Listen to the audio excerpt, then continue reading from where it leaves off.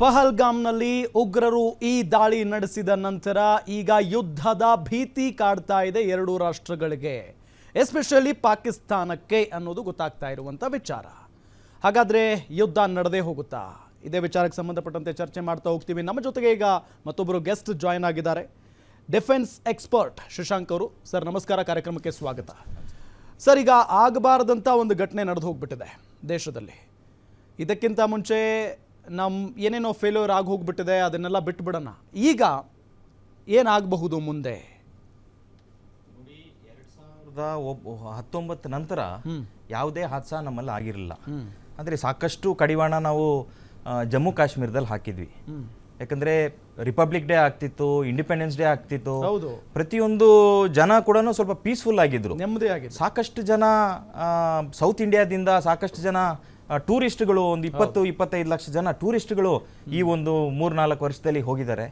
So ತುಂಬ peaceful ಆಗಿದ್ದಂಥ ವಾತಾವರಣದಲ್ಲಿ ಇವರು LETಯ ಒಂದು ಪ್ರಾಕ್ಸಿ ಸಂಘಟನೆ ಮಾಡಿಕೊಂಡು ಇಲ್ಲ ಏನೋ ಒಂದು ತೊಂದರೆ ಕೊಡಲೇಬೇಕು ಅಂತ ಹಾಗಿರುವಂಥ ಒಂದು ಘಟನೆ ಇದು ಇಡೀ ಪ್ರಪಂಚ ಖಂಡಿಸ್ತಾ ಇದೆ. ಇವ್ರಿಗೆ ತಕ್ಕ ಪಾಠ ಇವತ್ತು ನೀವು ನೋಡಿದ್ರೆ ಪ್ರತಿಯೊಂದು ಉಗ್ರ ಯಾರ್ಯಾರು ಅವ್ರಿಗೆ ಸಪೋರ್ಟ್ ಮಾಡಿದ್ರು, ಯಾರ್ಯಾರು ಇವ್ರಿಗೆ ಶಸ್ತ್ರಾಸ್ತ್ರ ಕೊಟ್ಟಿದ್ರು, ಅಂದ್ರೆ ನಮ್ಮೊಳಗಡೆನೆ ಯಾರು ಶತ್ರುಗಳಿದ್ರು ಅವ್ರ ಮನೆಯೆಲ್ಲ ಧ್ವಂಸ ಮಾಡಿ ಇವ್ರಿಗೆ ಏನು ಪಾಠ ಕೊಡಬೇಕು ಅಂದ್ರೆ ವೆರಿ ಸ್ಟ್ರಾಂಗ್ ಆಗಿ ಈ ಬಾರಿ ಅಂತೂ ಇಂಡಿಯನ್ ಆರ್ಮಿ ವೆರಿ ಸ್ಟ್ರಾಂಗ್ ಆಗಿ ಇವ್ರಿಗೆ ಪಾಠ ಕಲಿಸ್ತಾ ಇದೆ, ಉತ್ತರ ಕೊಡ್ತಾ ಇದೆ. ಸೊ ಈ ಉಗ್ರಗಾಮಿಗಳು ಏನಿದ್ದಾರೆ ಇದು ಕೊನೆ ಆಗುತ್ತೆ. ಯಾವ್ದು ಬೇಸ್ ಕ್ಯಾಂಪ್ ಇವ್ರದ್ದಿತ್ತು, ಯಾವ್ದು ಲಾಂಚ್ ಪ್ಯಾಡ್ ಇತ್ತು, ಈ ಲಾಂಚ್ ಪ್ಯಾಡ್ ಎಲ್ಲ ಧ್ವಂಸ ಆಗಿ ಇಡೀ ಪ್ರಪಂಚಕ್ಕೆ ಈಗ ಪ್ರಪಂಚ ಎಲ್ಲ ಒಂದಾಗಿದೆ.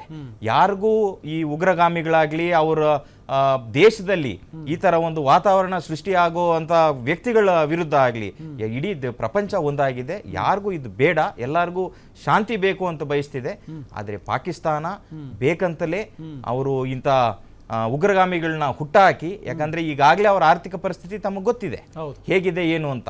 ಶತ್ರು ರಾಷ್ಟ್ರ ಅದಕ್ಕೆ ಎಷ್ಟು ಬಾರಿ ನಾವು ಪಾಠ ಕಲಿಸಿದ್ರು ಪಾಠ ಕಲ್ತಿಲ್ಲ. ಈ ಬಾರಿ ಸ್ಟ್ರಾಂಗ್ ಆಗಿ ಸ್ಟ್ರಿಂಜೆಂಟ್ ಆಗಿ ನಮ್ಮ ಪ್ರಧಾನಮಂತ್ರಿಗಳು ಆಕ್ಷನ್ ತಗೊಳ್ಳಿ ಅಂತ ಇಂಡಿಯನ್ ಆರ್ಮಿಗೆ ಹೇಳಿದೆ. ಈಗಾಗಲೇ ಇಂಡಿಯನ್ ಆರ್ಮಿ ಆಕ್ಷನ್ಗೆ ಇಳಿದಿದೆ. ಎಸ್ ಸರ್, ಈಗ ನೀವು ಹೇಳಿದ ಹಾಗೆ ಇಬ್ಬರು ಆ ಉಗ್ರರಿಗೆ ಸಪೋರ್ಟ್ ಮಾಡಿದ್ರಲ್ಲ, ಅವರ ಮನೆಗಳನ್ನ ಧ್ವಂಸ ಮಾಡಿದ್ದಾರೆ. ಕೇಂದ್ರ ಸರ್ಕಾರ ರಾಜತಾಂತ್ರಿಕವಾಗಿ ಆಲ್ಮೋಸ್ಟ್ ಯುದ್ಧ ಸಾರಿದಂಗೆ ಕಾಣಿಸ್ತಾ ಇದೆ. ಅದಾದ ನಂತರ ಕುಂಬಿಂಗ್ ಕಾರ್ಯಾಚರಣೆ ನಡೀತಾ ಇದೆ. ಜೊತೆಗೆ ಪಾಕಿಸ್ತಾನದವರು ಅಂದರೆ ಭಾರತದಲ್ಲಿರುವಂಥ ಪಾಕಿಸ್ತಾನದವರು ನಾಳೆಗೆ ಹೋಗಲೇಬೇಕು ಅಂತ ಕೂಡ ಹೇಳಿದೆ. ಇದನ್ನೆಲ್ಲ ನೋಡ್ತಾ ಇದ್ರೆ ಮುಂದೆ ಯುದ್ಧ ನಡಿಬಹುದಾ ಅನ್ನೋ ಪ್ರಶ್ನೆ. ಅಲ್ಲ, ಖಂಡಿತವಾಗೂ ಈಗ ಅವರ ಭಾಷೆಯಲ್ಲೇ ಹೇಳಬೇಕಾದಂತ ಪರಿಸ್ಥಿತಿ ಇದೆ.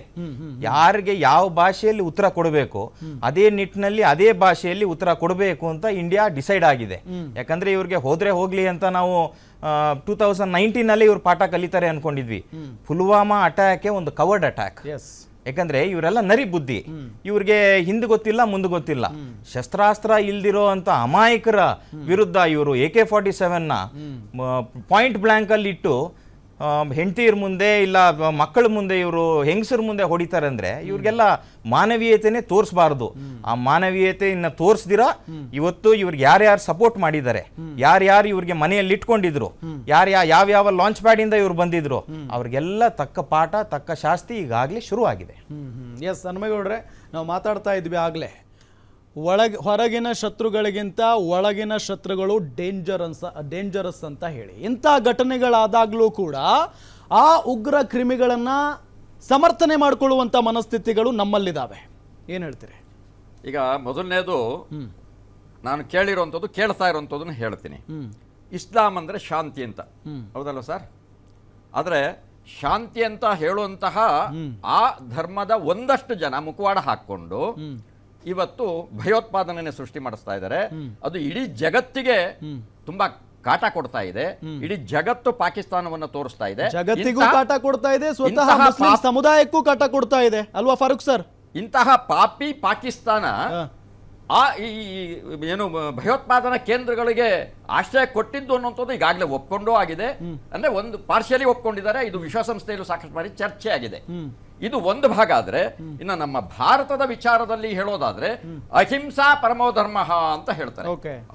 ಅಹಿಂಸೆ ಅಂದ್ರೆ ಇನ್ನೊಬ್ಬನ್ನ ಏನು ಕಾಯ ವಾಚ ಮನಸ ಅವನಿಗೆ ಯಾವುದೇ ರೀತಿಯಿಂದ ತೊಂದರೆ ಕೊಡಬಾರದು ಅನ್ನುವಂಥದ್ದು ಹಿಂಸೆಯ ಭಾಗದಲ್ಲೇ ಬರ್ತದೆ. ಯಾವುದೇ ರೀತಿಯಿಂದ ತೊಂದರೆ ಕೊಡಬಾರ್ದು, ಅದು ಹಿಂಸೆಯ ಇದು, ಅದನ್ನ ಸಹಿಸೋದಿಲ್ಲ. ಇಂತಹ ಅಹಿಂಸೆಯನ್ನ ಪಾಲನೆ ಮಾಡುವಂತಹ ಅದು ಭಾರತೀಯ ಧರ್ಮ, ಅದು ಹಿಂದೂ ವಿಚಾರಧಾರೆ. ಹಿಂದುತ್ವದ ಮುಖವಾಡದಲ್ಲಿ ಇವತ್ತು ಏನ್ ನಡೀತಾ ಇದೆ? ದಿನ ಬೆಳಿಗ್ಗೆ ಆದ್ರೆ ದ್ವೇಷ ಭಾಷಣಗಳು ಯಾಕೆ ಬೇಕಾಗಿದೆ? ನಾವು ಪರಸ್ಪರ ಪ್ರೀತಿ ವಿಶ್ವಾಸದಿಂದ ಬದುಕುವಂತ ಸಂದರ್ಭದಲ್ಲಿ ಯಾವನ್ ತಪ್ಪು ಮಾಡ್ತಾನೆ ಮುಲಾಜಿಲ್ದೆ ಬಲಿ ಹಾಕಿ, ಅದಕ್ಕೊಂದು ಕಾನೂನು ವ್ಯವಸ್ಥೆ ಇದೆ, ಮಾಡ್ಲಿ ಅದು.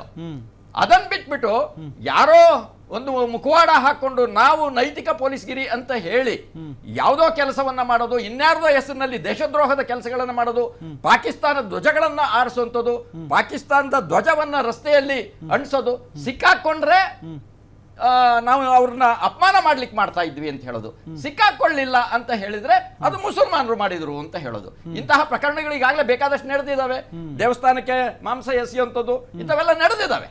ನಾನೇನು ಈಗ ಹೇಳ್ತಾ ಇರುವಂಥದ್ದು ಎಲ್ಲವುದಕ್ಕೂ ನಾನು ಬೇಕು ಅಂದ್ರೆ ನಿಮ್ಗೆ ನಾಳೆ ಅಲ್ಲ ನಾಡೋದು ಬೇಕಾದ್ರೆ ನಾನು ಸಾಕ್ಷಿ ತಂದು ಕೊಡ್ತೀನಿ. ಇಂತಹ ಇದು ನೀವು ಮಾತನಾಡಬೇಡಿ, ನೀವು ಅವಾಗಲೇ ಮಾತನಾಡ್ಬೇಕಾದ್ರೆ ನಾನು ಮಾತಾಡಿಲ್ಲ ನೋಡಿ.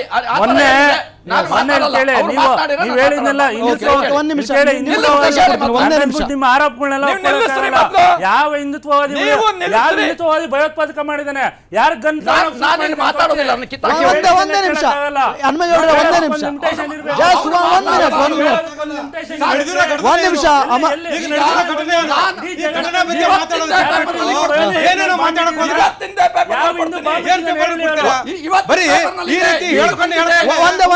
ಒಂದೇ ನಿಮಿಷ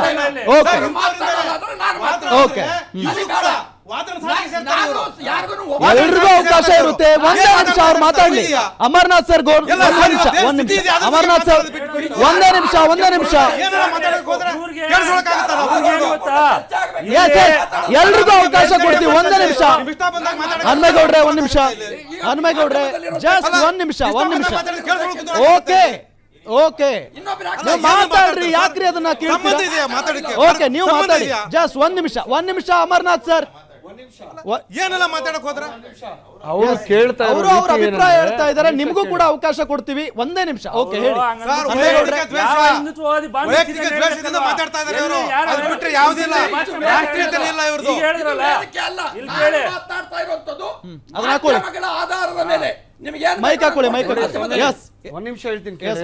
ಅವ್ರು ಹೇಳ್ತಾ ಇರೋದೇನು ಗೊತ್ತಾ? ನೀವು ತಗೊಂಡೋಗಿ ಬಾಂಬ್ ಬಿಸಾಕಿದ್ರೆ ಅಲ್ಲ, ನೀವು ತಗೊಂಡೋಗಿ ಶೂಟ್ ಮಾಡಿದ್ರೆ ಅಲ್ಲ.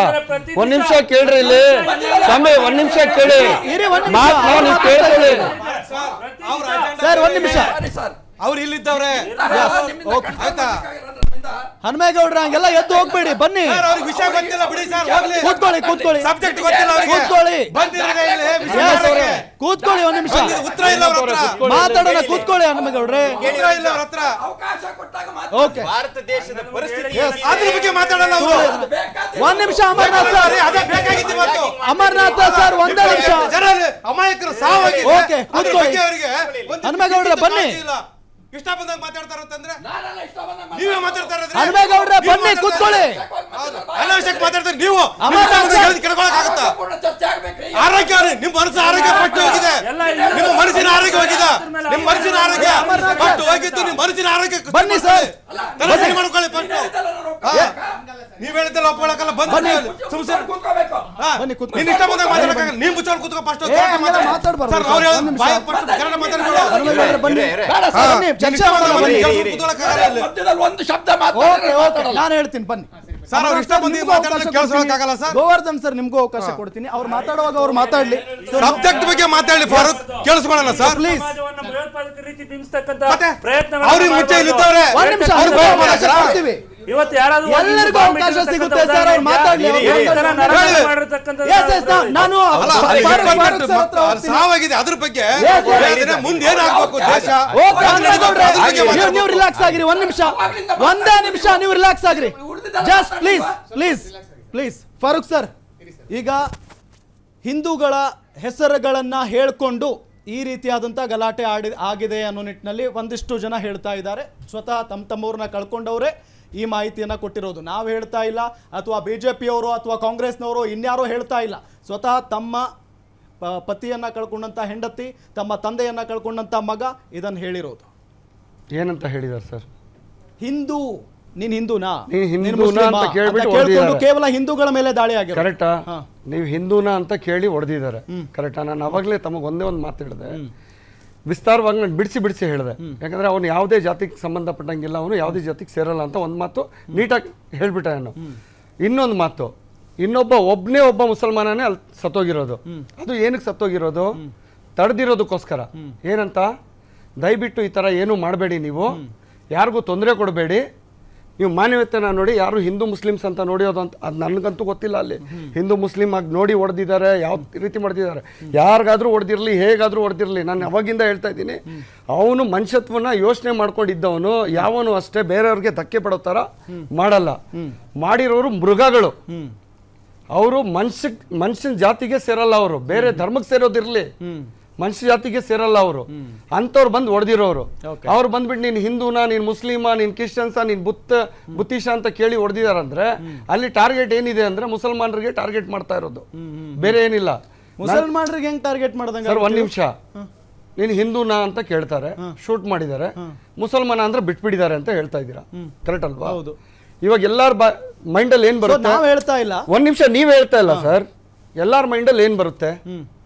ಮುಸಲ್ಮಾನರನ್ನ ಬಿಟ್ಟು ಬೇರೆ ಧರ್ಮಕ್ಕೆ ಸಂಬಂಧಪಟ್ಟವ್ರಿಗೆಲ್ಲರಿಗೂ ಹೊಡೆದಿದ್ದಾರೆ ಅಂತ, ಕರೆಕ್ಟ್ ಅಲ್ವಾ?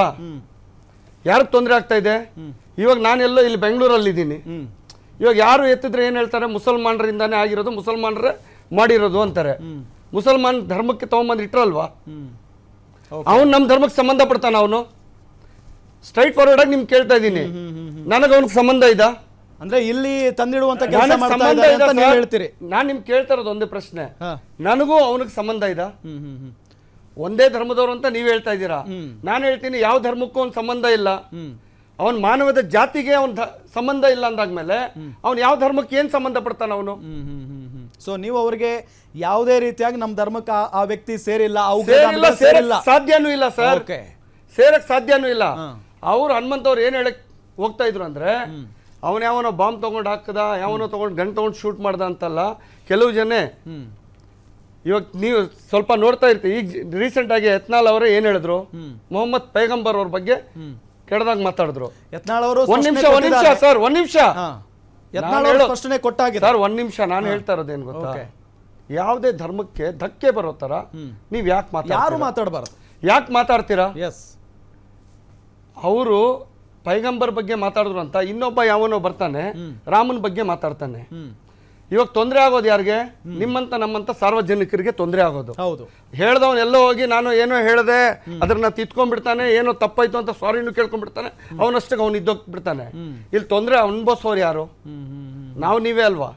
ಓಕೆ, ಸಿಂಪಲ್ ಆಗಿ ನಾನು ಹೇಳ್ತಾ ಇರೋದು, ಯಾವುದೇ ಧರ್ಮಕ್ಕೆ ಧಕ್ಕೆ ಬರೋ ತರ ಯಾವತ್ತು ದಯವಿಟ್ಟು ಯಾವುದೇ ವಿಚಾರಗಳಲ್ಲಿ ನೀವು ಮಾತಾಡಬೇಡಿ. ನಿಮಗೆ ಸಂಬಂಧಪಟ್ಟ ಯಾರಿಗಾದ್ರೂ ಒಂಚೂರು ಹೆಲ್ಪ್ ಮಾಡಕ್ಕಾಯ್ತಾ ಮಾಡಿ, ಆಗಿಲ್ವಾ ಆರಾಮಾಗಿ ನಮ್ಮ ಕೆಲಸ ಏನಿದೆ ನಾವು ನೋಡ್ಕೊಂಡಿವಿ. ಎಸ್ ಎಸ್ ಶಶಾಂಕ್ ಸರ್, ಈ ಘಟನೆ ಆದಾಗ ಒಂದು ವಿಚಾರ ಬಂತು, ಅಂದರೆ ನಮ್ಮ ಭದ್ರತಾ ವೈಫಲ್ಯ ಎದ್ದು ಕಾಣಿಸ್ತು. ಅಲ್ಲಿ ಒಬ್ಬನ ಯೋಧ ಇರಲಿಲ್ಲ, ಒಬ್ಬ ಪೊಲೀಸ್ ಇರಲಿಲ್ಲ, ಹಾಗಾಗಿನೇ ಈ ರೀತಿಯಾದಂಥ ಘಟನೆ ಆಯಿತು ಅಂತ ಹೇಳಿ. ಸೊ ಯಾಕೆ ಅಂದರೆ ಇಷ್ಟು ವರ್ಷಗಳ ಕಾಲ ಶಾಂತವಾಗಿತ್ತು ಕಾಶ್ಮೀರ, ಈಗ ಏಕಾಏಕಿಯಾಗಿ ದಾಳಿ ಮಾಡ್ತಾರೆ, ಅಷ್ಟೊಂದು ಧೈರ್ಯ ಮಾಡ್ತಾರೆ ಅಂತ ಅಂದರೆ ಅಲ್ಲಿ ನಿರ್ಲಕ್ಷ್ಯ ಎದ್ದು ಕಾಣಿಸ್ತಾ ಇದೆಯಲ್ವಾ ಅಂತ ನೋಡಿ. ನಾವು ಇದನ್ನ ಭದ್ರತಾ ವೈಫಲ್ಯ ಅಂತ ಹೇಳಲಿಕ್ಕಾಗಲ್ಲ, ಯಾಕಂದ್ರೆ ಅಲ್ಲಿನ ಜಾಗ್ರಫಿಕಲ್ ಏರಿಯಾ ನಾವು ನೋಡಬೇಕು. ಪಹಲ್ಗಾಮ್ ಯಾವ ರೀತಿ ಇದೆ, ಅಲ್ಲಿ ಹೋಗ್ಲಿಕ್ಕೆ ಯಾವ ರೀತಿ ಆಗುತ್ತೆ, ಅಲ್ಲಿ ಯಾರು ಹೋಗ್ತಾರೆ, ಮೇನ್ ಟೂರಿಸ್ಟ್ ಮೀಟಿಂಗ್ ಸ್ಪಾಟ್ ಇದು ಪಹಲ್ಗಾಮು. ಇಲ್ಲಿ ಎಷ್ಟು ಜನ ಹೋಗಿದಾರೋ ಇಲ್ವೋ ನನಗೆ ಗೊತ್ತಿಲ್ಲ, ನಾನು ಹೋದಂಥವನು. ಪಹಲ್ಗಾಮ್ ಇರುವಂತ ವಾತಾವರಣನೇ ಬೇರೆ. ಒಂದು ಕಡೆ ಪೈನ್ ಟ್ರೀಸ್ ಅಂದ್ರೆ ಥಿಕ್ಕಾದ ಒಂದು ಫಾರೆಸ್ಟ್ ಇದೆ, ಪಿಒಕೆಗೆ ಅಟ್ಯಾಚ್ ಆಗಿರುವಂತದ್ದು. ಒಂದ್ ಕಡೆ ಕ್ರಿಸ್ಟಲ್ ವಾಟರ್ ಇದೆ, ಒಂದು ಟೂರಿಸ್ಟ್ ಸ್ಪಾಟ್ ಅದು, ಸಾಕಷ್ಟು ಜನ ಹೋಗುವಂತ ಸ್ಪಾಟ್ ಅದು. ನೋಡಿ, ಇವ್ರು ಹೇಳ್ತಾರೆ ಭದ್ರತಾ ವೈಫಲ್ಯ ಹಾಗೆ ಹೀಗೆ ಅಂತ. ಒಬ್ಬ IB ಆಫೀಸರ್ ಕೂಡ ಅಲ್ಲಿದ್ದಂತ ಆಫೀಸರ್ನ ಕೊಂದು ಹಾಕಿದ್ದಾರೆ. ಅಂದ್ರೆ ಒಂದು ಹೋಟ್ಲ್ಗೆ ಇವ್ರು ಹೋಗ್ತಾರೆ, ಹೋಟ್ಲ್ಗೆ ಹೋಗಿ ಅಲ್ಲಿ ಲಿಸ್ಟ್ ಅಂತಾರೆ, ಲಿಸ್ಟ್ ಅಲ್ಲಿ ಎಷ್ಟು ಜನ ಹಿಂದೂಗಳಿದ್ದಾರೆ ಅಂತ ಲಿಸ್ಟ್ ಮಾಡ್ತಾರೆ. ನಾವು ಹೇಳೋದು, ಯಾವುದೇ ಒಂದು ಧರ್ಮಕ್ಕಾಗ್ಲಿ ಇನ್ನೊಂದಾಗ್ಲಿ ಯಾರು ಭಾರತ ದೇಶದಲ್ಲಿ ಟಾರ್ಗೆಟ್ ಮಾಡಲ್ಲ. ಅಂದ್ರೆ ಇಲ್ಲಿ ಬಂದಿರುವಂತ ಪ್ರಶ್ನೆ ಏನಂದ್ರೆ, ನೀನು ಹಿಂದೂನಾ ಅಂತ ಕೇಳಿ ಹೊಡಿತಾರಲ್ವಾ, ಇದು ಯಾವ ಮಟ್ಟಿಗೆ ಸರಿ ಅಂತ ಎಲ್ಲರ ಪ್ರಶ್ನೆನೂ ಆಗಿದೆ. ಅಂದ್ರೆ ಪಾಯಿಂಟ್ ಬ್ಲಾಂಕ್ ಅಲ್ಲಿ ಇಟ್ಟು ತನ್ನ ಹೆಂಡತಿ ಮುಂದೆ, ಮಕ್ಕಳ ಮುಂದೆ ಆ ನಿಶಸ್ತ್ರಧಾರಿಗಳು, ಅಂದ್ರೆ ತಾಕತ್ತಿದ್ರೆ ಸೇನೆ ಮೇಲೆ ಇವರು ಯುದ್ಧಕ್ಕೆ ಬರಬೇಕು, ಡ್ರೆಸ್ ಅಲ್ಲಿರೋ ಆರ್ಮಿ ಜವಾನ್ ಮೇಲೆ ಇವ್ರು ಯುದ್ಧಕ್ಕೆ ಹೋಗ್ಬೇಕು. ಅದು ಬಿಟ್ಟು ಹೇಡಿಗಳ ತರ ಎಲ್ಲೋ ಒಂದ್ ಕಡೆ ನುಗ್ಗಿ ಬರುವಂತವ್ರನ್ನ ಎಷ್ಟು ಜನನ ನೀವು ಎಲಿಮಿನೇಟ್ ಮಾಡ್ತೀರಾ? ಸರ್ ಅವ್ರ ಉದ್ದೇಶ ಏನಾಗಿರ್ಬೋದು ನಿಮ್ ಪ್ರಕಾರ? ಇವ್ರ ಉದ್ದೇಶ ಏನಂದ್ರೆ ಕಾಶ್ಮೀರ ಶಾಂತವಾಗಿದೆ, ಸಾಕಷ್ಟು ಜನ ಈಗ ನಮ್ಗೆ ಭಯೋತ್ಪಾದಕರು ಇನ್ನೊಂದು ಮತ್ತೊಂದು ಬೇಡ, ನಮ್ಮ ಕಾಲಕ್ಕೆ ಇದು ಹೋಗ್ಲಿ, ನಮ್ಮ ಮಕ್ಕಳ ಕಾಲಕ್ಕೆ ಇದು ಹೊಸ ಕಾಶ್ಮೀರ ಆಗ್ಲಿ ಅಂತ ಸಾಕಷ್ಟು ಜನ ಅಲ್ಲಿ ಬಯಸ್ತಾ ಇದ್ದಾರೆ, ಮುಸಲ್ಮಾನರೇ ಬಯಸ್ತಾ ಇದ್ದಾರೆ. ಮತ್ತೆ ಇನ್ನೊಂದೇನಂದ್ರೆ ಈ ಮೊದಲು ಪ್ರತಿಯೊಂದು ಸಣ್ಣ ಮಗು ಕೂಡ ತಲೆಗೆ ತುಂಬ್ತಾ ಇದ್ರು, ಏನಂತ ಈ ದೇಶ ನಮ್ದಲ್ಲ, ನೀವು ಸೈನಿಕರು ನಮ್ಮ ದುಶ್ಮನ್ಗಳು, ಈ ದೇಶ ನಮ್ಮ ದುಶ್ಮನ್ ದೇಶ, ಇದೆಲ್ಲ ಸಣ್ಣ ಮಕ್ಕಳಿಗೆ ತುಂಬ್ತಾ ಇದ್ರು. ಒಂದು ಕಲ್ಲಿಗೆ 1,000 ರೂಪಾಯಿ ಕೊಡ್ತಾ ಇದ್ರು. 1,000 ರೂಪಾಯಿ ಯಾಕೆ ಕೊಡ್ತಾ ಇದ್ರು ಅಂದ್ರೆ ಹಣದ ಆಸೆಗೋಸ್ಕರ ನಮ್ಮ ಆರ್ಮಿ ಜವಾನ್ ಮೇಲೆ ಅದೇ ದೇಶದಲ್ಲಿ ಅದೇ ಊಟ ತಿನ್ಕೊಂಡು ಅದೇ ನೆಲದ ಮೇಲೆ ಇರುವಂತ ಸಣ್ಣ ಸಣ್ಣ ಮಕ್ಕಳು ಕೂಡ ಕಲ್ಲೆಸಿತಾ ಇದ್ರು. ಈಗ ಯಾರು ಎಸಿತಾ ಇದ್ದಾರೆ ಕಲ್ಲು? ಈಗ ಎಲ್ಲಿದೆ ಅದೆಲ್ಲ? ಇದೆಲ್ಲ ನಿಲ್ತು. ಇಂಡಿಪೆಂಡೆನ್ಸ್ ಡೇ ಪೀಸ್ಫುಲ್ ಆಗಿ ಆಚರಣೆ ಆಗ್ತಿದೆ, ರಿಪಬ್ಲಿಕ್ ಡೇ ಆಚರಣೆ ಆಗ್ತಿದೆ. ಆರ್ಮಿ ಜವಾನ್ಗಳ ಜೊತೆ ಅಲ್ಲಿನ ನೆರೆಹೊರೆಯವರು ಸಾಕಷ್ಟು ಬಾಂಧವ್ಯದಿಂದ ಸ್ವೀಟ್ ಹಂಚ್ಕೊಂಡು ಸಾಕಷ್ಟು ಪ್ರಶಾಂತವಾಗಿದ್ದಾರೆ. ಸಾಕಷ್ಟು ಮುಸಲ್ಮಾನರಲ್ಲಿ ಜೀವನ ಕಟ್ಕೊಂಡಿದಾರಲ್ವಾ, ಅವರೆಲ್ಲ ಟೂರಿಸ್ಟ್ ಮೇಲೆ ಅವಲಂಬನೆ ಆಗಿದ್ರು. ಈಗ ಹೊಡೆತ ಬಿದ್ದಿರೋದು ಅವರಿಗೆ. ಭಾರತ ದೇಶಕ್ಕೆ ಇವಾಗ ಆರ್ಥಿಕವಾಗಿ ಏನು ಹೊಡೆತ ಕೊಡಬೇಕು ಅಂತ ಇವ್ರು ಇದು ಮಾಡಿದ್ರು, ಆದ್ರೆ ಅಲ್ಲಿರ್ತಕ್ಕಂಥ ಮುಸಲ್ಮಾನರು ಏನು ಜೀವನ ಕಟ್ಕೊಂಡಿದ್ರು, ಅಲ್ಲಿರ್ತಕ್ಕಂಥ ಜನ ಏನ್ ಜೀವನ ಕಟ್ಕೊಂಡಿದ್ರು, ಅವ್ರಿಗೆ ನೇರವಾಗಿ ಇವರು ಹೊಡೆತ ಕೊಟ್ಟಿದ್ದಾರೆ. ಯಾಕಂದ್ರೆ ಪ್ರತಿಯೊಬ್ರು ಅಲ್ಲಿಗೆ ಇವ್ರ ಉದ್ದೇಶ ಏನು? ಪ್ರತಿಯೊಬ್ರು ಕಲ್ಮಾ ಕಲಿಬೇಕಾ? ನಾನು ಕಲ್ಮಾ ಕಲ್ತಿಲ್ಲ, ನನಗೆ ಗೊತ್ತಿಲ್ಲ ಅಂದಿದ ತಕ್ಷಣ ಶೂಟ್ ಮಾಡೋದಾ? ನಾಳೆ ದಿನ ಪರಿಸ್ಥಿತಿ ಎಲ್ಲಿಗೆ ಹೋಗ್ತಾ ಇದೆ? ಇದು ಹಿಂದೂ ಮುಸ್ಲಿಂಗೆ ಜಗಳ ತಂಡಿ ಇಡೋದೇ ಇವ್ರ ಉದ್ದೇಶ ಆಗಿತ್ತ? ರಾಮ ಮಂದಿರ ಒಂದ್ ಕಡೆ ಆಯ್ತು, ಅದಕ್ಕೆ ಬಾಂಬು ಹಾಕ್ತೀವಿ ಹಾಗೆ ಹೀಗೆ ಅಂತ ಅದು ಇವರು ಧಮಕಿ ಕೊಡ್ತಾರೆ. ಅಂದ್ರೆ ನಮ್ಮ ದೇಶದಲ್ಲಿ ನಾವು ಏನು ಮಾಡಬಾರ್ದ, ಇವನನ್ನು ಕೇಳಿ ಮಾಡಬೇಕಾ? ಸೊ ಈಗ ಇಂಡಿಯನ್ ಆರ್ಮಿ ತುಂಬಾ ಸ್ಟ್ರಿಂಜೆಂಟ್ ಆಗಿ ಸ್ಟ್ರಿಕ್ಟ್ ಆಗಿ ಆಕ್ಷನ್ ಮಾಡ್ಲಿಕ್ಕೆ ಹೊರಟಿದೆ. ಅದು ಯಾರೇ ಆಗಿರ್ಲಿ ಮನೆಗೆ ನುಗ್ಗಿ ಹೊಡೆಯುವಂತ ಪರಿಸ್ಥಿತಿ ಹೊಡಿತಾ ಇದ್ದಾರೆ. ಇಷ್ಟು ದಿನ ಮನ್ ಕಿ ಬಾತ್ ಇತ್ತು, ಈಗ ಗನ್ ಕಿ ಬಾತ್ ಶುರು ಆಗಿದೆ. ಯಾಕಂದ್ರೆ ಇವ್ರಿಗೆ ಯಾವ ಭಾಷೆಯಲ್ಲಿ ಹೇಳಬೇಕೋ, ಹೇಗೆ ಹೇಳಬೇಕೋ ಅದೇ ರೀತಿ ಇಂಡಿಯನ್ ಆರ್ಮಿ ಹೇಳ್ತಿದೆ, ಮುಂದಕ್ಕೂ ಹೇಳುತ್ತೆ. ಒಂದು ಪ್ರಶ್ನೆ ಸರ್, ನಮ್ಮ ದೇಶ ಅಂತ ಹೇಳಿದ್ರಿ, ಬಹಳ ಸಂತೋಷ ಆಯ್ತು. ನಮ್ದು ಅಂದ್ರೆ ಯಾರ್ದು ಸರ್? ಎಲ್ಲರದು. ಯಾರ್ಯಾರು ಭಾರತ ದೇಶ. ಒಂದ್ ನಿಮಿಷ ನಾನು ಕೇಳ್ತಾ ಇದ್ದೀನಿ.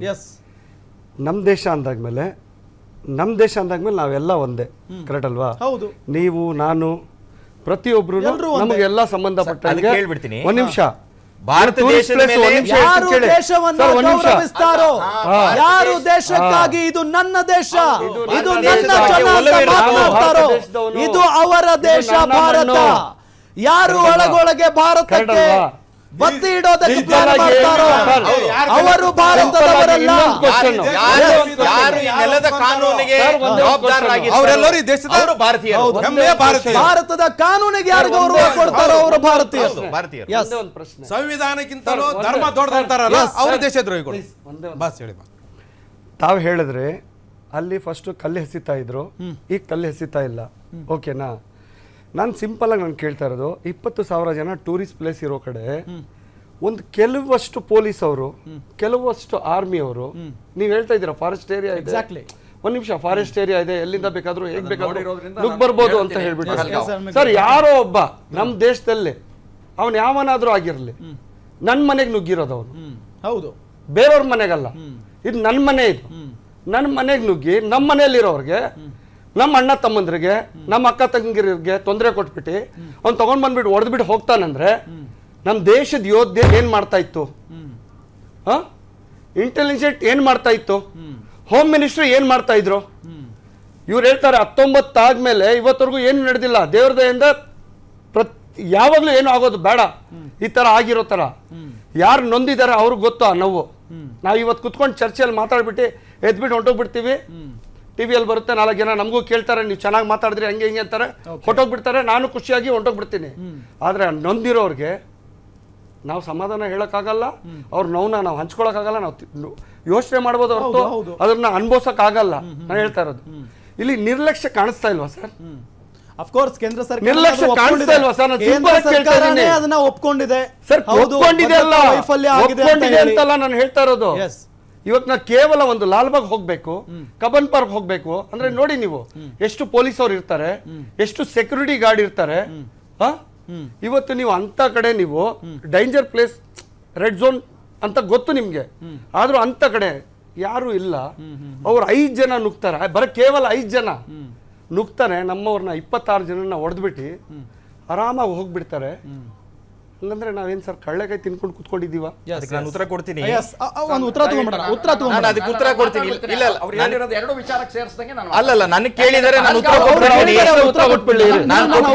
ಅವ್ರು ಮಾತನಾಡ್ತಿದ್ದಾಗ ನಾನು ಕೇಳಿ. ಈಗ ಇವರು ಇಂಡಿಯನ್ ಆರ್ಮಿ ಬಗ್ಗೆ ಪ್ರಶ್ನೆ ಕೇಳ್ತಾರೆ. ಕಡ್ಲೆಕಾಯಿ ತಿಂತಿದ್ರಾ ಬೇರೆ ತಿಂತಿದ್ರಾ ಅಂತ ಇಂಡಿಯನ್ ಆರ್ಮಿ ಬಗ್ಗೆ ಏನ್ ಮಾಡ್ತಿದ್ರು ಆರ್ಮಿಗೆ ಅಂತ ಹೇಳಿಲ್ಲ ನಾನು. ಈಗ ನಾನ್ ಹೇಳೋದು ಕಾಶ್ಮೀರ ಪರಿಸ್ಥಿತಿ ಇವ್ರಿಗೆ ಗೊತ್ತಾ? ಹೇಳಿಲ್ಲ, ದಯವಿಟ್ಟು ಶ್ರಮಿಸಬೇಕು. ನೀವು ಆರ್ಮಿ ಬಗ್ಗೆ ಕ್ವೆಶ್ಚನ್ ಮಾಡುವಷ್ಟು ದೊಡ್ಡವರಾಗಿದ್ದೀರಾ.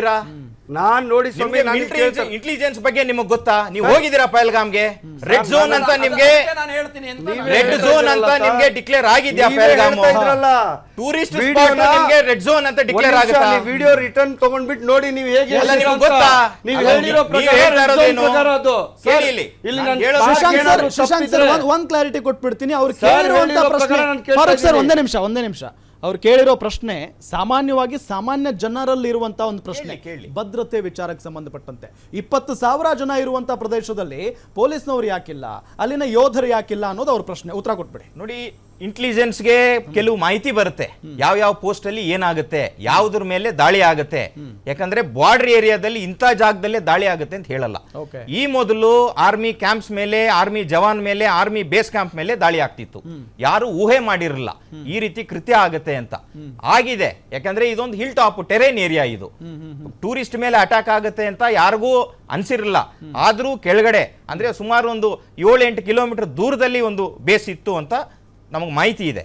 ಸೊ ಹಾಗಿರ್ಬೇಕಾದ್ರೆ ಇವರು ಈಗ ಹೆಂಗಸರ ಮುಂದೆ ನಿಶಸ್ತ್ರಧಾರಿಗಳ ಮೇಲೆ ಗುಂಡಿಕ್ಕಿ ಕೊಲ್ತಾರೆ, ನಮ್ಮವರೇ ಅವ್ರಿಗೆ ಸಾಥ್ ಕೊಡ್ತಾರೆ ಅಂತ ಆರ್ಮಿಗೆ ಗೊತ್ತಿರುತ್ತಾ? ಅದು ಪ್ರತಿಯೊಂದು ಆರ್ಮಿಗೆ ಇನ್ಫಾರ್ಮೇಶನ್ ಬರುತ್ತಾ? ಈ ರೀತಿ ಈ ಭಾಗದಲ್ಲಿ ಬರ್ತಾರೆ, ಆ ಭಾಗದಲ್ಲೇ ಬರ್ತಾರೆ ಅಂತ. ನಮ್ಮದು ಬಹಳ ದೊಡ್ಡ ದೇಶ. ವೇಷದಲ್ಲಿ ಏನೋ ಬಂದಿದ್ರು ಅಂತ ಕೇಳ್ಪಟ್ಟಿದ್ದೀವಿ. ಏನ್ ಹೇಳಿ? ಪೊಲೀಸ್ ವೇಷದಲ್ಲಿ ಬಂದಿದ್ರು, ಅಲ್ಲ ಮಿಲಿಟರಿ ವೇಷದಲ್ಲಿ ಏನು ಬಂದಿರಲಿಲ್ಲ, ಬೇರೆ ಡ್ರೆಸ್ ಅಲ್ಲಿ ಬಂದಿದ್ರು ಅಂತ ಮಾಹಿತಿ ಇದೆ. ಅದು ತಪ್ಪು ಕಲ್ಪನೆ ಹೇಳ್ತಿದ್ದಾರೆ, ಆರ್ಮಿ ಜವಾನರ ವೇಷದಲ್ಲಿ ಬಂದ್ಬಿಟ್ರು ಹಾಗೆ ಹೀಗೆ ಅಂತ. ಕೆಲವರು ಈಗಾಗ್ಲೇ ಅದು ಹೇಳಿದ್ದಾರೆ, ಯಾರು ಆರ್ಮಿ ಡ್ರೆಸ್ ಅಲ್ಲಿ ಬಂದಿಲ್ಲ ಅಂತ. ಯಾರು ನೊಂದಿದ್ದಾರೆ, ನೊಂದಂತವ್ರ ಪತ್ನಿ ಯಾರು ಗಂಡನ್ನ ಕಳ್ಕೊಂಡಿದ್ದಾರೆ ಅವರೇ ಸ್ಟೇಟ್ಮೆಂಟ್ ಕೊಟ್ಟಿದ್ದಾರೆ. ಮತ್ತೆ ನೀವು ಆರ್ಮಿ ಕ್ರೆಡಿಬಿಲಿಟಿ ಬಗ್ಗೆ ಮಾತಾಡ್ಲಿಕ್ಕೆ ಹೋಗ್ಬೇಡಿ. ಆರ್ಮಿ ಕ್ರೆಡಿಬಿಲಿಟಿ ಕ್ವಶನ್ ಮಾಡ್ಲಿಕ್ಕೆ ಹೋಗ್ಬೇಡಿ. ನಿಮಗೆ ನೀವು ದೇಶದ ಒಳಗಡೆ ಆರಾಮಾಗಿ ಮಲಗಿದ್ದೀರಾ, ಪ್ರತಿಯೊಂದು ನೀವು ಫ್ರೀಡಮ್ ಇದೆ ಅಂದ್ರೆ ಬಾರ್ಡರ್ ಏರಿಯಾದಲ್ಲಿ ಪ್ರತಿಯೊಂದು ದಿನನೂ ಆಗ್ತಿದೆ. 1% ಇವತ್ತೇ ಅಲ್ಲ, ಎಷ್ಟು ಜನ ಸಾವಪ್ತಿದ್ದಾರೆ ಸರ್, ಎಷ್ಟು ಜನ 101% ತಾವೇ ಹಿಂದೂ ಇವತ್ತು ನಾನು ನೆಮ್ಮದಿಯಾಗಿ ಮಲಗ್ತಾ ಇರೋದೇ ಅವ್ರನ್ನ ನಂಬಿಟ್ಟೆ. ಒಂದ್ ನಿಮಿಷ ಹೇಳ್ತೀನಿ ಕೇಳಿ, ನಾನು ಇವತ್ತು ಸಿಟಿಯಲ್ಲೂ ನಂಬಿಟ್ಟು ನಾನು ಮಲಗ್ತಾ ಇದ್ದೀನಿ ಅಂದ್ರೆ ಇಲ್ಲಿರೋ ಲೋಕಲ್ ಪೊಲೀಸ್ನ ನಂಬಿಟ್ಟೆ ನಾನು ಮಲಗೋದು. ಒಂದ್ ನಿಮಿಷ ಹೇಳ್ತೀನಿ, ನಾನು ಅವ್ರ ಮೇಲೆ ಸವಾಲ್ ಆಗ್ತಾ ಇಲ್ಲ. ನಾನು ಹೇಳ್ತಾ ಇರೋದು ಇಷ್ಟೆಲ್ಲ ಅನಾಹುತಗಳಾಯ್ತಲ್ಲ, ಹೇಗಾಯ್ತು? ಈಗ ಒಂದು ಸಣ್ಣ ಪ್ರಶ್ನೆ ನಿಮ್ ಕೇಳ್ತಾ ಇರೋದು. ಸರ್ ಏನ್ ಕ್ವಿಕ್ ಆಗಿ ಹೇಳ್ಬಿಡಿ, ಟೈಮ್ ಇಲ್ಲ. ಪಹಲ್ಗಾವ್ಗೆ ನಾನು ಹೋಗಿದ್ದೇನೆ ಅಮರನಾಥ ಯಾತ್ರೆಗೆ. ಹೆಚ್ಚು ಕಡಿಮೆ 1 ಕಿಲೋಮೀಟರ್ಗೆ ಕಡಿಮೆ ಅಂದ್ರೆ 100 ಮಿಲಿಟರಿಯವರು ಬೇರೆ ಬೇರೆ ಆಂಗಲ್ ನಲ್ಲಿ ಒಂದು ಪಕ್ಷಿ ಅಂದ್ರೆ ಇವತ್ತಿನ ಇದರಲ್ಲಿ ಹೇಳಬೇಕು ಅನ್ನೋದಾದ್ರೆ ಡ್ರೋನ್ ರೀತಿಯಲ್ಲಿ ಬಂದ್ಬಿಟ್ಟಾತು, ಬಾಂಬು ಅಥವಾ ಇದು ಇವ್ರು ಏನಾದ್ರೂ ಹಾಕಬಹುದು, ಅಷ್ಟರ ಮಟ್ಟಿಗೆ ಎಚ್ಚರಿಕೆ ಇರುವಂತಹ ಒಂದು ವ್ಯವಸ್ಥೆ ಇತ್ತು ನಾನು ಹೋಗಿದ್ದಂತ ಸಂದರ್ಭದಲ್ಲಿ ಬಿಫೋರ್ 14. ಆದರೆ ಅದರಲ್ಲಿ 100 ಇದ್ದಕ್ಕೆ 50 ಹೋಗ್ಲಿ 25 ಆದ್ರೂ ಇರಬೇಕಾಗಿತ್ತು. ಆದರೆ ಇರ್ಲಿಲ್ಲ, ಅಲ್ಲಿ ಒಟ್ಟಾರೆ ಇರ್ಲಿಲ್ಲ ಅನ್ನೋಂಥದ್ದನ್ನ ಅವರು ಹೇಳಿದ್ದು. ಅಂದರೆ ಇಲ್ಲಿ ಟೋಟಲಿ ಎಲ್ಲೋ ಒಂದ್ ಕಡೆ ರಕ್ಷಣಾ ವ್ಯವಸ್ಥೆ ಇರ್ಲಿಲ್ಲ ಅಷ್ಟೇ ಅವರು ಹೇಳಿದ್ದು. ಅದೇ ಪ್ರಮುಖವಾದ ಕಾರಣ ಆಗಿದೆ. ಅಮರನಾಥ್ ಸರ್, ಈಗ ಕೇಂದ್ರ ಸರ್ಕಾರ ಬಹಳ ಸ್ಪಷ್ಟವಾಗಿ ಹೇಳಿದೆ, ಭಾರತದಲ್ಲಿರುವಂತಹ ಪಾಕಿಸ್ತಾನಿಯರು ನಿಮ್ಮ ದೇಶಕ್ಕೆ ಹೋಗಬೇಕು ಅಂತ ಹೇಳಿ, ಅಂದ್ರೆ ಪಾಕಿಸ್ತಾನಕ್ಕೆ ಹೋಗ್ಬೇಕು ಅಂತ. ಅಷ್ಟು ಸುಲಭನಾ ಸರ್ ಅದು? ಸುಲಭ ಇಲ್ಲ ಇವತ್ತಿನ ಸ್ಥಿತಿ ಒಳಗಡೆ. ಯಾಕಂದ್ರೆ ಯಾರು ಪಾಕಿಸ್ತಾನದ ಏಜೆಂಟ್ ಇದ್ದಾರೋ, ಯಾರು ಪಾಕಿಸ್ತಾನದ ಪ್ರೇಮಿಗಳಿದಾರೋ ಅಂತೇಳಿ ಗುರುತು ಹತ್ತ ಸ್ಥಿತಿಯಲ್ಲಿ ಇವತ್ತು ನಾವು ಬಂದುಬಿಟ್ಟಿದ್ದೀವಿ. ಯಾಕಂದ್ರೆ ಹಿಂದಿನ ಸರ್ಕಾರಗಳು ಮಾಡಿರುವಂಥ ತಪ್ಪುಗಳಿದಾವಲ್ಲ, ಇವತ್ತು ಯಾವುದನ್ನು ಕೂಡ ಕಂಟ್ರೋಲ್ ಬರದಿರೋಂಥ ಸ್ಥಿತಿ ಇವತ್ತು ದೇಶದಲ್ಲಿ ನಿರ್ಮಾಣ ಆಗಿದೆ. ಹೀಗಾಗಿ ಅದು ಕಷ್ಟ ಆದರೂ ಸಾಧ್ಯ ಇದೆ, ಮಾಡ್ಬೋದು. ಆದ್ರೆ ಇಲ್ಲಿರುವಂತ ಪ್ರತಿಯೊಬ್ಬರು ಕೂಡ ನಾವು ಸಾಥ್ ಕೊಡ್ಬೇಕು. ಇಲ್ಲಿಂದ ಸರ್ಕಾರಗಳು ವೋಟ್ ಬ್ಯಾಂಕ್ಗೋಸ್ಕರ ಕೆಲವೊಂದು ಬೇರೆ ಬೇರೆ ಸರ್ಕಾರಗಳು ಇಲ್ಲಿದ್ದಾಗ Okay. ಅದನ್ನು ಕೂಡ ಯೋಚನೆ ಮಾಡಬಾರ್ದು. ಇವತ್ತು ದೇಶದ ಭದ್ರತೆ ದೃಷ್ಟಿಯಿಂದ, ದೇಶದ ಸುರಕ್ಷತೆ ದೃಷ್ಟಿಯಿಂದ ಇವತ್ತು ಏನು ಕೇಂದ್ರ ಸರ್ಕಾರ ತಗೊಂಡಿದೆ ನಿರ್ಣಯ, ಅದಕ್ಕೆ ಎಲ್ಲರೂ ಕೂಡ ಬದ್ಧವಾಗಿ ನಿಂದಿರಬೇಕು. ಬರೀ ಅಷ್ಟೇ ಅಲ್ಲದೇನೆ ಅಲ್ಲಿರೋ ಪಾಕಿಸ್ತಾನ ಪ್ರಜೆಗಳು ಅಷ್ಟೇ ಅಲ್ಲದೇನೆ ಪಾಕಿಸ್ತಾನ ಪ್ರೇಮಿಗಳು ಯಾರಿದಾರೋ ಅವರನ್ನು ಕೂಡ ಹುಡುಕಿ ಬಾರ್ಡರ್ ಇಂದ ಆಚೆ ಥ್ಯಾಂಕ್ ಯು. ಎಸ್, ನೀವು ಗೋವರ್ಧನ್ ಅವರೇ ಏನ್ ಹೇಳ್ತೀರಿ? ಅಂದ್ರೆ ಲಾಸ್ಟ್ ರಿಯಾಕ್ಷನ್. ಇಷ್ಟೊತ್ತು ನಮ್ಮ ಇವ್ರು ಹೇಳ್ತಾ ಇದ್ರು, ಇಲ್ಲಿ ಹಲವಾರು ಜನ ಇದ್ದಾರೆ, ಯಾರು ಅವ್ರು ನಮ್ಮ ಮುಸಲ್ಮಾನೇ ಅಲ್ಲ ಈ ಕೃತ್ಯ ಮಾಡಿರೋನು ಅಂತ ಹೇಳ್ಬಿಟ್ಟು ಈ ರೀತಿ ಹಲವಾರು ಸಂದರ್ಭದಲ್ಲಿ ನಾವು ನೋಡಿದ್ವಿ. ಬಾಂಬ್ ಬಿಟ್ಟವ್ರು ಯಾರು ನಮ್ಮ ಮುಸಲ್ಮಾನರಲ್ಲ ಅಥವಾ ನಮ್ಮ ಧರ್ಮಕ್ಕೆ ಸೇರಿದವರಲ್ಲ, ಅವ್ನು ಕೆಟ್ಟ ಮುಸಲ್ಮಾನ, ಅವನ್ನ ನಮ್ಮ ಧರ್ಮಕ್ಕೆ ಅವನ ಅರ್ಹ ಅಲ್ಲ, ಈ ರೀತಿ ಹಲವಾರು ಸಂದರ್ಭದಲ್ಲಿ ಘೋಷಣೆಗಳನ್ನ ಕೊಡ್ತಾರೆ. ಇದೇ ಜನ ಈಗ ಯಾರಾದ್ರೂ ಒಂದು ಹುಡುಗಿ ಲಿಫ್ಟಿಗೆ ಕಚ್ಕೊಳೋದಕ್ಕೆ ಪತ್ವ ಓಡಿಸ್ತಾರೆ, ಲಿಫ್ಟಿಗೆ ಕಚ್ಕೋಬಾರ್ದು ಅಂತೇಳಿ, ಬಿಕ್ನಿ ಹಾಕೋಬಾರ್ದು ಅಂತೇಳಿ ಪತ್ವ ಓಡಿಸ್ತಾರೆ. ಇನ್ನೊಂದು ಯಾವ್ದೋ ಮಾಡ್ರನ್ ಡ್ರೆಸ್ ಹಾಕೊಂಬಾರ್ದು, ಮೊಬೈಲ್ ಯೂಸ್ ಮಾಡಬಾರ್ದು ಅಂತೇಳಿ ಪತ್ವ ಓಡಿಸ್ತಾರೆ. ಅದೇ ಮೌಲ್ವಿಗಳು ಈ ಭಯೋತ್ಪಾದಕರ ವಿರುದ್ಧ ಪತ್ವ ಓಡಿಸ್ಬೇಕು, ಆ ತಾಕತ್ತನ್ನ ತೋರಿಸ್ಬೇಕು. ಅದನ್ನ ಬಿಟ್ಬಿಟ್ಟು ಇಲ್ಲಿ 4 ಜನ ಮೀಡಿಯಾದಲ್ಲಿ ಕುತ್ಕೊಂಡು ಅವ್ರ ಬಗ್ಗೆ ಒಳ್ಳೆ ನೆರೆಟಿವ್ ಬರ್ಲಿ ಅಂತ ಹೇಳ್ಬಿಟ್ಟು ಅವ್ರಿಗೆ ಬಹಿಷ್ಕಾರ. ಇವತ್ತು ಅವ್ರ ತಂಗಿ ಏನ್ ಹೇಳಿದಾಳೆ ಗೊತ್ತಾ? ಅವನಿಗೆ ಜನ್ನತ್ತಲ್ಲಿ ಜಾಗ ಸಿಗುತ್ತೆ ಅಂತ ಹೇಳಿದಾಳೆ. ಅವನೊಬ್ಬ ದೇವರ ಸಂದೇಶವಾಹಕ ಅಂತ ಹೇಳಿದಾಳೆ. ಈ ರೀತಿಯ ಮಾನಸಿಕತೆ ಇದೇ ದೇಶದಲ್ಲಿ ಯಾಕೂಬ್ ಮೆಮನ್ನ ಗಲ್ಲಿಗೇರಿಸಿದಂತ ಸಂದರ್ಭದಲ್ಲಿ ಅವನ ಶವಯಾತ್ರೆಯಲ್ಲಿ ಲಕ್ಷಾಂತರ ಜನ ಸೇರ್ತಾರೆ. ಅವನ ಏನು ಶವಪೆಟ್ಟಿಗೆಗೆ ದೀಪಾಲಂಕಾರ ಮಾಡಿದ್ದಾರೆ. ಇವತ್ತು ಇಂಥ ಜನ ಎಲ್ಲಿದ್ದಾರೆ? ನಮ್ ದೇಶದಲ್ಲಿ ಇರ್ತಕ್ಕಂಥದ್ದು ಯಾರು ಸಹ ಪಾಕಿಸ್ತಾನದಿಂದ ಬಂದು ಇಲ್ಲಿ ಇದನ್ನೆಲ್ಲ ಮಾಡಿಲ್ಲ. ಇಲ್ಲಿರ್ತಕ್ಕಂಥವ್ರು ಪಾಕಿಸ್ತಾನಿ ಮಾನಸಿಕತೆಯ ಜನ ತುಂಬಾ ಜನ ಏನ್ ಅನ್ಕೊಂಡಿದ್ದಾರೆ, ದೇಶ ಅಂದ್ರೆ ಭಾರತ ಅಂದ್ರೆ ನಾವೇನೋ ಬಾಡಿಗೆ ಮನೇಲಿ ಇದೀವಿ ಅನ್ಕೊಂಡಿದ್ದಾರೆ. ಇದು ನನ್ನ ನೆಲ, ನನ್ನ ದೇಶ ಅಂತೇಳಿ ಅವ್ರಿಗೆ ಭಾವನೆನೇ ಬರ್ತಾ ಇಲ್ಲ. ಭಾವನೆಯನ್ನು ಬರ್ತಕ್ಕಂಥ ಟೈಮ್ ಇಲ್ಲ. Shashank sir, last reaction. Last ಯುದ್ಧ ಆಗೋತ್ತಾ? ಆದ್ರೆ ಏನಾಗಬಹುದು? ಲಾಸ್ಟ್ ಕ್ವಿಕ್ ಆಗಿ. ಫಾರೂಕ್ ಸರ್, ಒಂದೇ ಒಂದು ರಿಯಾಕ್ಷನ್. ಇವ್ರು ಹೇಳ್ತಾರೆ ಲಿಪ್ಸ್ಟಿಕ್ ಆಗ್ಬಾರ್ದು ಬಿಕ್ನಿಯಲ್ಲಿ. ಅದು ಬೇಡ, ಒಂದ್ ನಿಮಿಷ, ಅದು ಬೇಡ. ಒಂದ್ ನಿಮಿಷ. ನಿಮ್ಮ ಧರ್ಮದಲ್ಲಿ, ಹಿಂದೂ ಧರ್ಮದಲ್ಲಿ ಬಿಕ್ನಿ ಹಾಕೊಳ್ಳೋದಕ್ಕೆ ನೀವು ಕೊಡ್ತೀರಾ? Farooq sir, time up. Govardhan sir, time ಮುಗೀತು. ಓಕೆ ಉತ್ತರ ಕೊಡಿ ಸರ್, ಪ್ಲೀಸ್. ನಾವ್ ಹೇಳ್ತಾರೆ ನೀವು ಓಡಿಸೋದಕ್ಕೆ ನಮ್ಗೆ ಅಭ್ಯಂತರ ಇಲ್ಲ. ನೀವು ಹಂಗಲ್ಲ, ನೀವು ಹಾಕಿಸ್ತೀರಾ ಬಿಕ್ನಿ? Okay please. ನೀವು ಬಿಕ್ನಿ ವಿಚಾರ ಡೈವರ್ಟ್ ಆಗೋದು ಬೇಡ. ಫಾರೂಕ್ ಸರ್, ಗೋವರ್ಧನ್, ವಿಚಾರ ಡೈವರ್ಟ್ ಆಗೋದು ಬೇಡ. ಬಿಟ್ಟಾಕಿ. Thank you so much. ಎಲ್ಲರಿಗೂ ಕೂಡ ಟೈಮ್ ಮುಗೀತು. ಎಸ್ ವೀಕ್ಷಕರೇ, ನೋಡಿದ್ರಲ್ಲ, ಈಗಾಗಲೇ ಕೇಂದ್ರ ಸರ್ಕಾರ ಅಂತೂ ಒಂದಿಷ್ಟು ತೀರ್ಮಾನಗಳನ್ನು ತೆಗೆದುಕೊಂಡು ಆಗಿದೆ. ರಾಜತಾಂತ್ರಿಕವಾಗಿ ಕೆಲವೊಂದಿಷ್ಟು ಒಪ್ಪಂದಗಳನ್ನು ಮುರಿದು ಹಾಕಿದೆ. ಇದರ ಜೊತೆಗೆ ಕುಂಬಿಂಗ್ ಕಾರ್ಯವೂ ಕೂಡ ನಡೀತಾ ಇದೆ. ತಕ್ಕ ಪಾಠವನ್ನು ಕಲಿಸ್ತಾ ಇದೆ ನಮ್ಮ ಸೇನೆ. ಇದರ ಜೊತೆಗೆ ಪಾಕಿಸ್ತಾನಿ ಜನ ಭಾರತ ಬಿಟ್ಟು ತೊಲಗಬೇಕು ಅನ್ನೋ ನಿಟ್ಟಿನಲ್ಲೂ ಕೂಡ ಕೇಂದ್ರ ಸರ್ಕಾರ ಹೇಳಿದೆ. ನೋಡೋಣ ಏನಾಗುತ್ತೆ ಅಂತ ಹೇಳಿ. ನೋಡ್ತಾ ಇರಿ ಗ್ಯಾರಂಟಿ ನ್ಯೂಸ್, ಸುದ್ದಿ ಖಚಿತ, ನ್ಯಾಯ ನಿಶ್ಚಿತ.